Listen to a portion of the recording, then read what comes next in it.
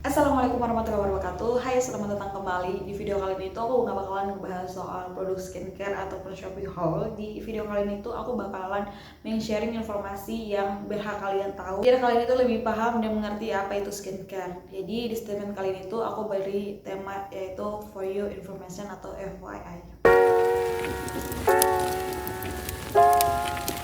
Kita ke pengertiannya dulu, apa itu skincare. Kalau menurut aku, skincare itu adalah perawatan kulit. Sesuai namanya, skin adalah kulit dan care itu adalah perawatan. Dan kalau misalnya diartikan dalam bahasa Indonesia, yaitu perawatan kulit. Sebagaimana kita sebagai manusia pasti membutuhkan yang namanya juga perawatan kulit.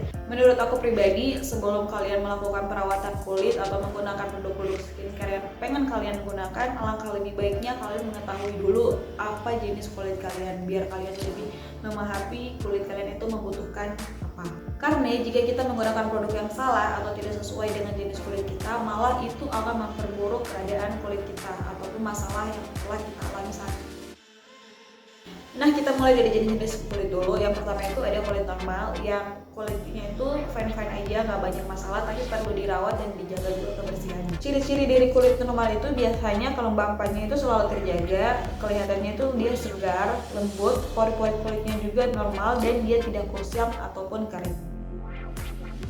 Untuk kulit berminyak sendiri, dia itu adalah salah satu rembesan minyak pada kulit yang tidak terkontrol, dan kadang-kadang kita melihatnya itu dia tampak seperti glowing, padahal itu sebenarnya dia berminyak. Dan kadang juga kalau misalnya untuk kulit berminyak ini sendiri, kulit wajah itu kelihatan agak sedikit kusam. Nah, dan rembesan kulit yang biasa terjadi pada kulit berminyak itu sering terjadi pada daerah T-zone, yaitu pada daerah dahi, hidung, dan dagu. Kulit berminyak ini disebabkan oleh beberapa faktor, yaitu faktor genetik, puberti, ataupun faktor dari luar seperti makanan, minuman, gaya hidup, ataupun stres. Ciri-ciri kulit berminyak antaranya ialah kulit akan mudah sekali berminyak di sekitaran T-zone, dan wajah itu kelihatan berkilat, mudah berjerawat, pori-pori kelihatan besar, dan makeup pun juga susah untuk melekat lama pada wajah. Nah, dan untuk kulit kering sendiri itu dia bertolak belakang dengan jenis kulit berminyak, karena kalau untuk kulit kering dia kekurangan minyak di dalam tubuh kita, jadi dia itu lebih kayak kurang lembab ataupun terlihat lebih kasar dan sesekali itu terasa kedutannya.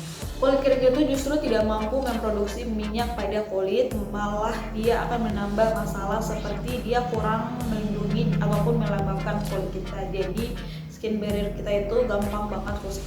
Ciri-ciri jenis kulit kering ini adalah wajah yang kusam dan kasar, dia tidak lembab, mudah banget bersisik, dan garis-garis pada wajah itu terlihat dengan jelas jika kita tidak rawat dengan baik. Berikut adalah kulit sensitif.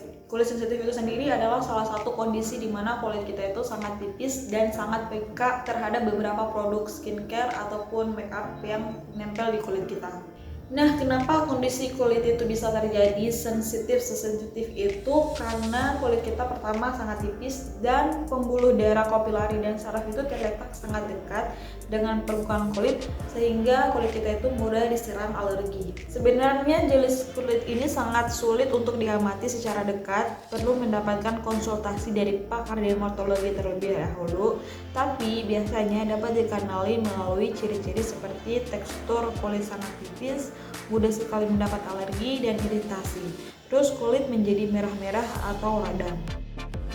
Berikut adalah kulit kombinasi. Kenapa dibilang kulit kombinasi? Karena itu adalah perpaduan antara dua jenis kulit wajah kita. Biasanya itu sering terjadi adalah jenis kulit yang dry dan oily itu bersatu dalam satu wajah. Nah, kulit kombinasi ini sendiri sering terjadi karena kadar minyak itu tidak merata ke seluruh wajah kita. Dan untuk kulit kombinasi sendiri itu sering terjadi pada negara-negara yang beriklim tropika seperti Indonesia. Kulit kombinasi itu bisa kita lihat pada beberapa bagian wajah kadar minyaknya sangat berlebihan, sedangkan pada bagian lainnya itu terlalu kering. Jika jenis kulit kalian sudah kalian ketahui, itu mempermudah kalian untuk melakukan treatment apa yang kalian pengen ambil gitu. Seperti kalau misalnya kalian memiliki kulit kering, kalian bisa menggunakan produk-produk yang khusus untuk melembabkan. Kalau misalnya kulit kalian sensitif, kalian bisa menggunakan produk-produk yang gak ada alkoholnya ataupun gak ada fragrance-nya. Dan kalau misalnya kulit kalian berminyak, kalian bisa untuk memilih produk yang khusus untuk oil control. Yang setelah itu kita akan lanjut ke masalah-masalah kulit. dan itu sangat kompleks menurut aku karena setiap orang itu memiliki masalah-masalah kulit berbeda-beda. Masalah kulit pertama itu adalah kulit kusam, dan itu paling banyak banget orang alami. Kenapa disebut kulit kusam? Karena itu adalah salah satu intensitas kulit kita itu kering ataupun berminyak, tapi dia sering banget terpapar sinar matahari ataupun polusi atau debu, dan kita nggak rutin untuk merawatnya, kita nggak benar-benar membersihkannya, malah itu kesannya terlihat lebih kusam, lebih detail.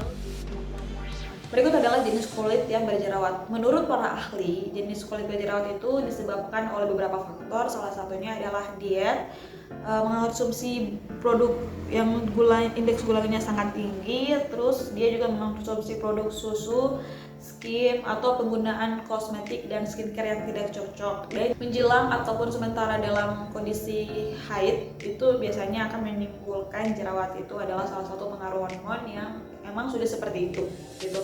Karena yang setahu aku, yang pernah aku baca, kalau misalnya kita dalam kondisi haid itu kadar minyak kita itu, kadar sebum minyak kita itu berlebih, dan itu bisa bikin kulit wajah kita itu berjerawat. Nah, berikut adalah masalah kulit keriput, dan itu sering mereka artikan dengan bertambahnya usia. Padahal menurut aku pribadi, masalah keriput itu nggak melulu faktornya itu akibat bertambahnya usia, tapi ada beberapa macam faktor yang seperti kita sering merokok atau gaya hidup yang nggak sehat, terus kayak pola makan yang nggak sehat juga, keturunan juga sangat berpengaruh, dan kebiasaan terkena paparan sinar matahari atau polusi. Lanjut ke masalah berikutnya, yaitu hiperpigmentasi dan flek hitam. Menurut aku sendiri, hiperpigmentasi itu adalah salah satu yang terjadi pada kulit kita, yaitu kulit kita mengalami kerusakan, dan itu terjadi dengan timbulnya flek hitam ataupun bintik-bintik yang gelap di kulit wajah kita. Flek hitam bercak itu biasa disebabkan oleh penumpukan zat melanin. Nah, zat melanin ini memang memiliki peran dalam membentuk warna pigmen kulit seseorang. Kita lanjut ke masalah kulit berikutnya, yaitu adalah rosacea. Orang-orang itu sering banget mensalahartikan rosacea itu sebagai kulit sensitif, alergi, ataupun sedang berjerawat.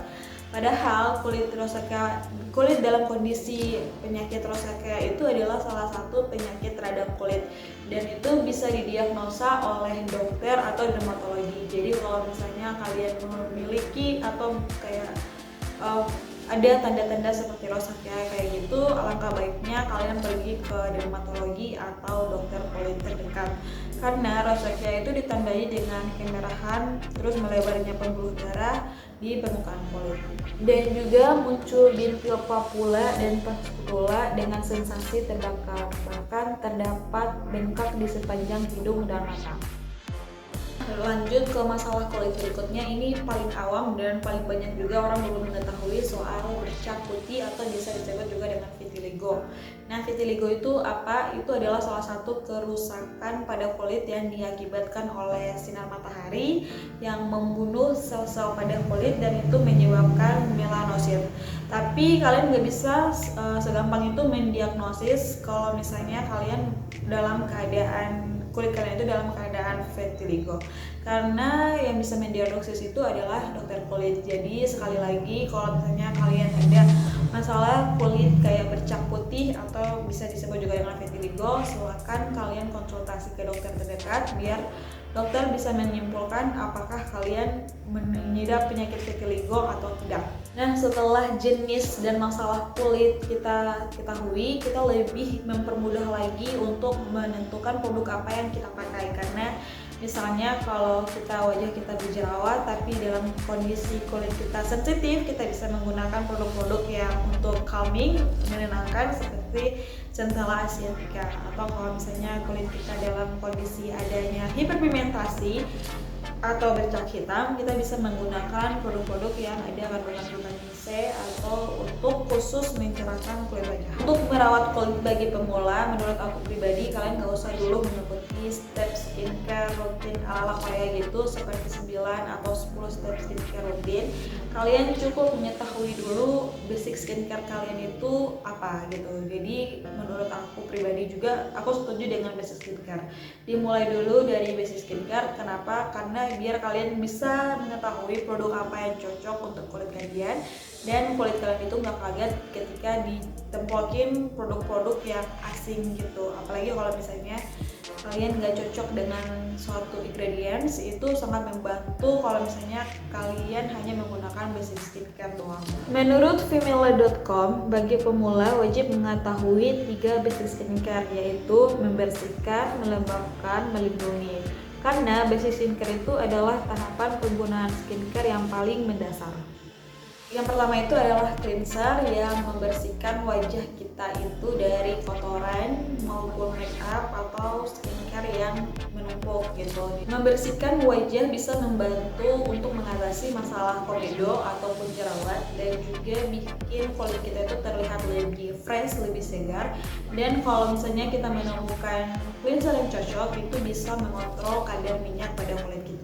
Salah satu tips dari aku juga, jangan sering-sering untuk mencuci wajah kalian menggunakan cleanser, terserah itu mau facial wash, facial gel ataupun foam.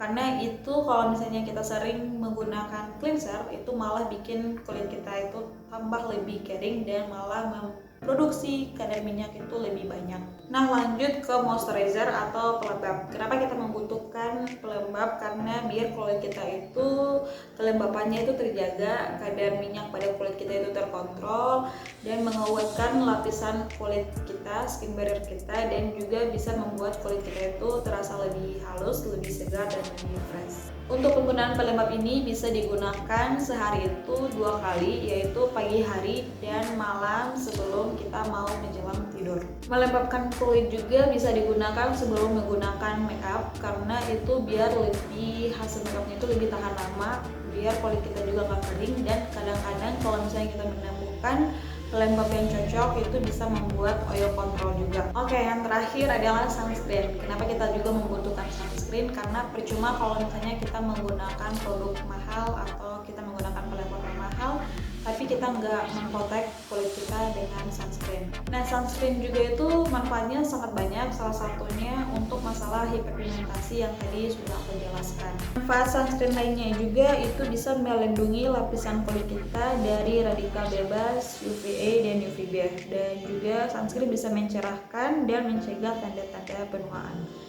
Gunakan sunscreen minimal SPF 30 PA+++, dan kalian harus lakukan reapply setiap 4 jam sekali. Demikian untuk pemahaman skincare itu apa. Mungkin di video berikutnya aku bakalan bikin video rekomendasi produk atau ingredients apa yang pengen aku bahas. Dan aku Rizka Mahmud pamit, nantikan video-video aku berikutnya. See you, bye.